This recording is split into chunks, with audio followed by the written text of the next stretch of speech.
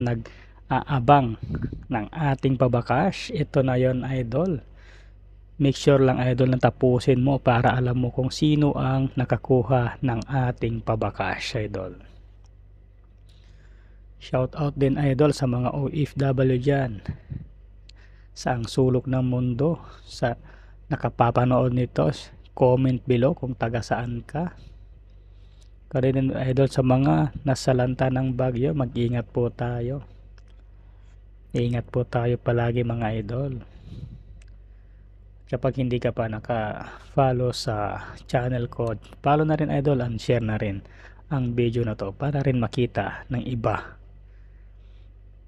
At magkaroon din sila ng tsansa na magkaroon ng pabakas idol. At kung nakita mo idol ang pangalan mo, mag-message ka lang idol para maibigay ko ang iyong pabakas. Yun lang idol, and God bless everyone.